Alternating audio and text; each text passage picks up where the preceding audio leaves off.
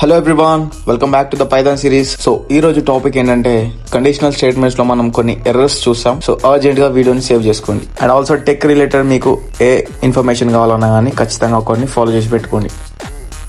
So first error mistake ఇక్కడ మీరు code లో చూస్తే మనం ఇఫ్ పక్కన కండిషన్ పెట్టాలి. సో మీరు ఇక్కడ ఫస్ట్ కోడ్ లో చూస్తే x=5 అన్నాడు. సో అది కండిషనా? సో అది కండిషన్ కాదు, బికాస్ మనం సింగిల్ ఈక్వల్స్ టు అని పెట్టినాం. సింగిల్ ఈక్వల్స్ టు అనేది మనం అసైన్ చేయడానికి వాడతాం, రైట్? అలా ఇఫ్ పక్కన మనం సింగిల్ ఈక్వల్స్ టు పెడితే మనకు ఎర్రర్ వస్తుంది. ఓకేనా? సో ఈ మిస్టేక్ అనేది చాలా మంది చేస్తారు. ఇది బేసిక్ మిస్టేక్. సో మనం ఈక్వల్స్ టు బదులు డబుల్ ఈక్వల్స్ టు అని పెట్టాలి.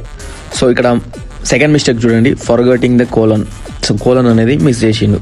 If x is greater than 10 అన్నాడు. సో ఓకే, కండిషన్ పెట్టిండు, కాలన్ అనేది మిస్ చేసిండు. సో కాలన్ అనేది మిస్ చేసినప్పుడు మనకు ఎర్రర్ వస్తుంది, బికాస్ అది సింటాక్స్ ఎర్రర్. ఓకేనా? సో కంపల్సరీ మనం అది మెయింటైన్ చేయాలి. సో ఇక్కడ థర్డ్ ఎర్రర్ చూడండి. సో థర్డ్ ఎర్రర్ ఏంటంటే indentation. So this is the most important. 4 spaces అనేటివి ఇఫ్ కింద.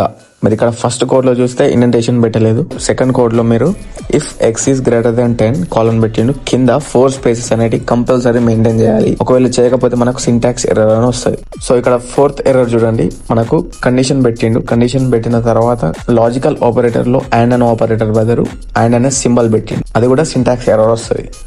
అండ్ లాస్ట్ సింటాక్స్ ఎర్రర్ ఏంటంటే మనము ఖచ్చితంగా ఇఫ్ అనే స్టేట్మెంట్ పక్కన కండిషన్ అనేది పెట్టాలి. ఓన్లీ వేరియబుల్స్ పెడితే సింటాక్స్ ఎర్రర్ అని వస్తుంది. So this is the topic for today. If you need Python related content, then don't forget to follow me.